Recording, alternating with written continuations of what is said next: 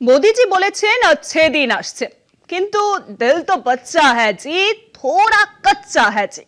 আর তাই अच्छे দিনের কথায় ভরসা না রেখে দেশ ছাড়ছেন কচ্চা দিলের বাচ্চারা। না না, মজা করছি না, এটা কমেডি নয়, ট্র্যাজেডি। সত্যিটা হলো উঁচু মানের গবেষণার সুযোগ নিতে আজও বহু মেধাবী পড়ুয়া দেশ ছেড়ে পাড়ি দিচ্ছেন বিদেশে। মোদিজির अच्छे दिन, মেকিং ইন্ডিয়ার স্লোগানকে গুরুত্ব না দিয়ে বহু তরুণ ব্যবসায়ী চলে যাচ্ছেন বিদেশে।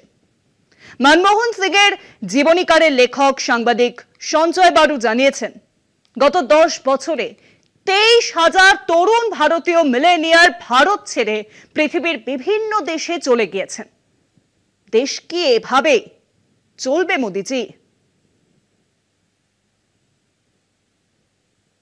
মর্গান স্ট্যানলির রিপোর্ট উল্লেখ করে সঞ্জয় বারু তার নতুন বই sensation of the successful the flight out of new ইন্ডিয়ায় লিখেছেন, তরুণ ব্যবসায়ীরা চলে যাচ্ছেন কখনো সহজ ট্যাক্স ব্যবস্থার খোঁজে, কখনো উন্নত ব্যবসায়িক পরিবেশ, আবার কখনো সার্ভেইলেন্স রাজ বা এজেন্সির লাল চোখের ভয়ে। বারু লিখেছেন, এই তথাকথিত পলাতকদের মধ্যে মধ্যবিত্তরাও আছেন। তারা অর্থের জন্য যাচ্ছেন না, এরা অনেকে চলে যাচ্ছেন মান, সম্মান, স্বীকৃতি খোঁজে। সসম্মানে ভালো করে মাথা উঁচু করে থাকার চাহিদাটা খুব বড় ব্যাপার মধ্যবিত্তের কাছে।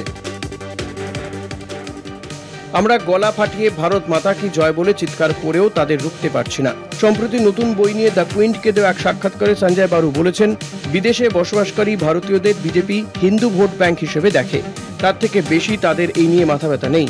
বারু বলেছেন, এনআরআই যাদের নন রেসিডেন্ট ইন্ডিয়ান্স বলা হতো এতদিন, তারা বাস্তবে এখন নন রিটার্নিং ইন্ডিয়ান্সে পরিণত হয়েছেন।